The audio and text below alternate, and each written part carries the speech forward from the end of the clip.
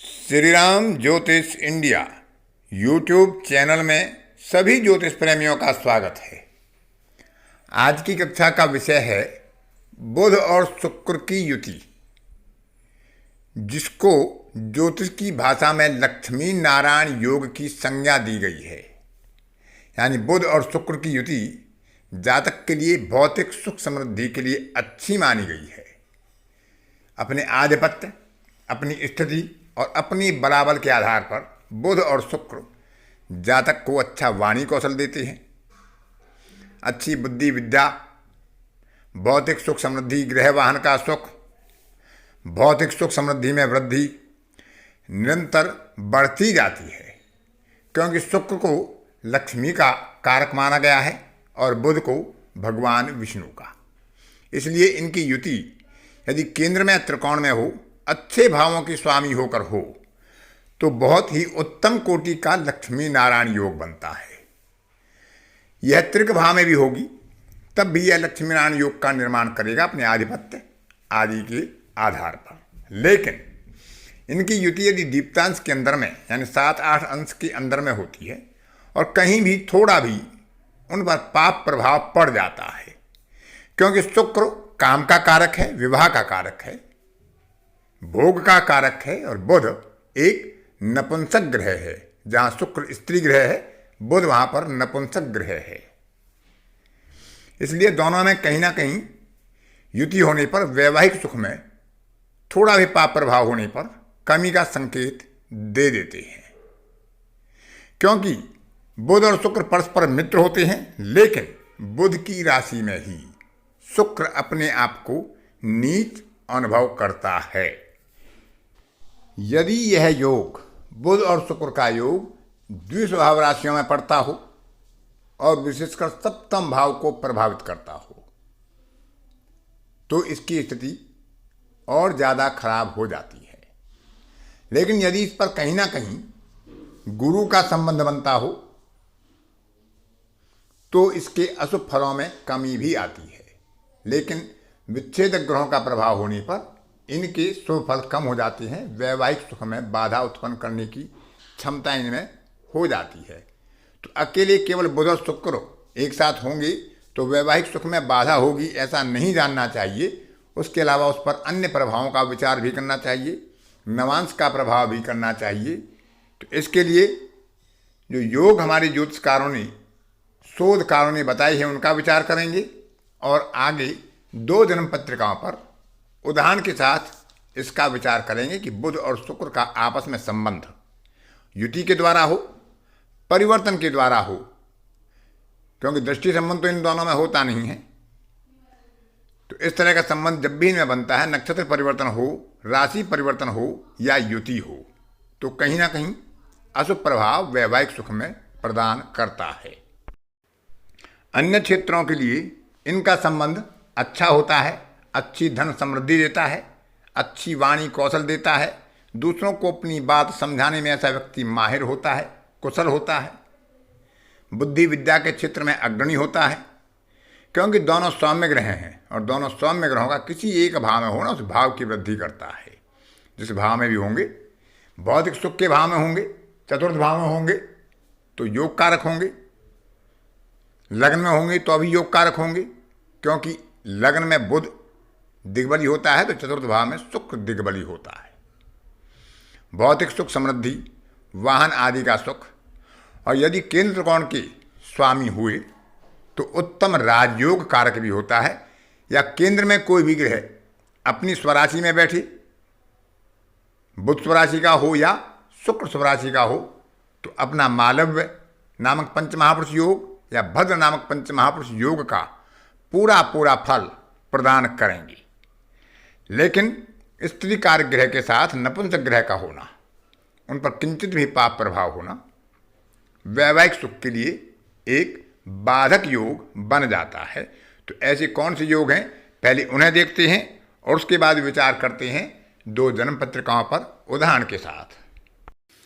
शुक्र ग्रह यदि बुध की राशि में हो और बुध के ही नवांश में हो, कन्या राशि का होकर मिथुन नवांश में हो, मिथुन राशि का होकर कन्या नवांश में हो, अथवा वर्गोत्तम भी हो, तो वैवाहिक सुख को क्षीण और कमजोर करता है।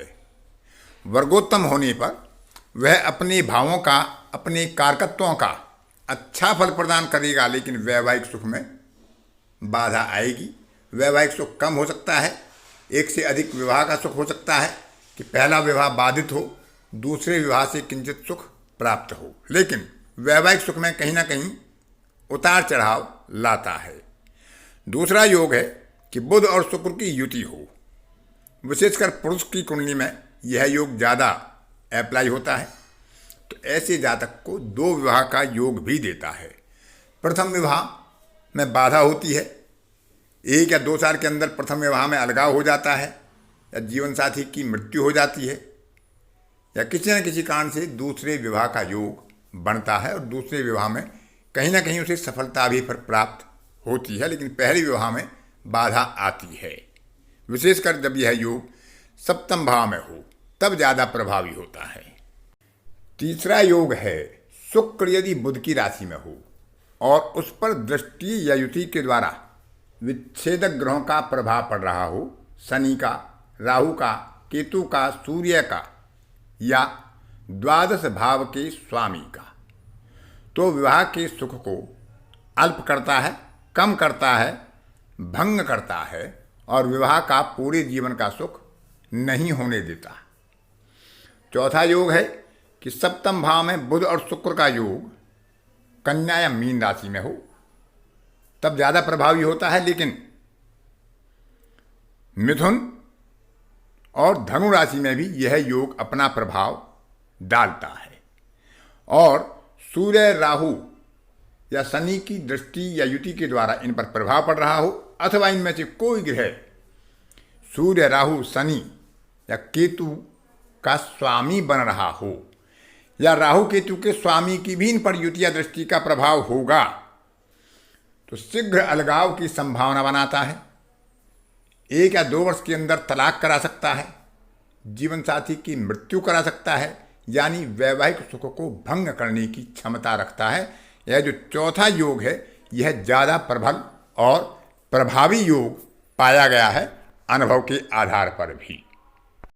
अब आगे विचार करते हैं 2 जन्म पत्रिकाओं पर। एक पुरुष की जन्म पत्रिका है और एक स्त्री की जन्म पत्रिका है। उदाहरण के साथ भारत के पहले प्रधानमंत्री श्रीमान जवाहरलाल नेहरू की जन्म पत्रिका नवांश सहित आपके सामने प्रस्तुत है। आप देख सकते हैं कि चौथे भाव में बुध और शुक्र की युति है। शुक्र अपने भाव का है, बुध यहाँ 12वें भाव का स्वामी होकर बैठा है, खुद विच्छेदक होकर बैठा है। ऊपर से उसके घर में राहु का विराजमान होना भी विच्छेदक प्रभाव दिखाता है शुक्र के ऊपर। लक्ष्मी नारायण योग बनता है, मालव योग बनता है, सुख, समृद्धि, प्रतिष्ठा, मान, यश आदि प्रदान करेगा, राजयोग देगा। लेकिन इस युति पर राहु की दृष्टि है जो विच्छेदक है, 12वें भाव में बैठा है। 12वें भाव का स्वामी स्वयं बुध होकर, राहु का स्वामी होकर दोहरा विच्छेदक प्रभाव शुक्र पर डालता है। और अष्टमेश और मार के शनि शत्रु राशि में बैठकर अपनी दृष्टि से पुनः शुक्र और बुध पर विच्छेदक प्रभाव डालते हैं। बुध नवांश में नीच राशि का हो जाता है, तो राहु का आधिपत्य होने पर उसमें दोहरा प्रभाव होता है विच्छेदक का, क्योंकि द्वादशेश भी है और राहु का अधिपति भी है और राहु की दृष्टि में भी है। तो इस प्रकार से वैवाहिक सुख कमजोर हुआ। दाम्पत्य जीवन मात्र 19 वर्ष इनका चला था। तो बुध और शुक्र ने अपना लक्ष्मी नारायण योग का प्रभाव अवश्य दिया, लेकिन वैवाहिक सुख को कमजोर किया। अब दूसरी जन्म पत्रिका पर विचार करते हैं। यह एक 45 वर्षीय सुंदर महिला और एक अभिनेत्री की कुंडली है। यहां पर आप विचार कर सकते हैं कि बुध और शुक्र में राशि परिवर्तन है। शुक्र यहां पर नीच राशि का है और यहां पर सप्तम भाव भी पाप ग्रहों के द्वारा प्रभावित है। लेकिन बुध क्योंकि राहु के साथ बैठा है, विच्छेदक प्रभाव बुध में आता है और बुध से परिवर्तन शुक्र करेगा तो उस पर भी राहु का विच्छेदक प्रभाव पड़ेगा। इसके अलावा शुक्र पर विच्छेदकारी शनि और केतु अधिष्ठित राशि के स्वामी मंगल की दृष्टि भी पड़ रही है। इस प्रकार शुक्र पर तीन तीन ग्रहों का विच्छेदक प्रभाव स्पष्ट रूप से दिखाई देता है। शुक्र से अष्टम भाव में और चतुर्थ भाव में पाप ग्रह का होना भी वैवाहिक सुख में कहीं ना कहीं बाधा डालता है। तो यहाँ शुक्र से अष्टम भाव में विच्छेदक ग्रह केतु बैठा है, जो सप्तम भाव को भी प्रभावित करता है।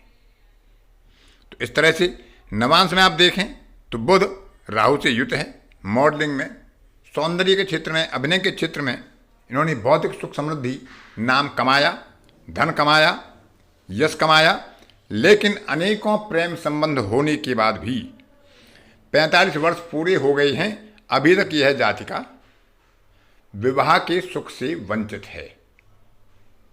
तो इस तरह से बुध और शुक्र के योग को हम लक्ष्मी नारायण के योग के रूप में देख सकते हैं, लेकिन कहीं ना कहीं वैवाहिक सुख पर उसका कमजोर प्रभाव भी पड़ता है यदि उनके ऊपर पाप ग्रह की दृष्टि होती है, विशेषकर विच्छेदक ग्रहों की, जिनमें द्वादशेष शनि, राहु, केतु और सूर्य होते हैं। आज की कक्षा में इतना ही। अन्य किसी कक्षा में फिर किसी नए विषय के साथ आपसे मुलाकात होगी। तब तक के लिए अपनी वाणी को विराम देता हूँ। धन्यवाद।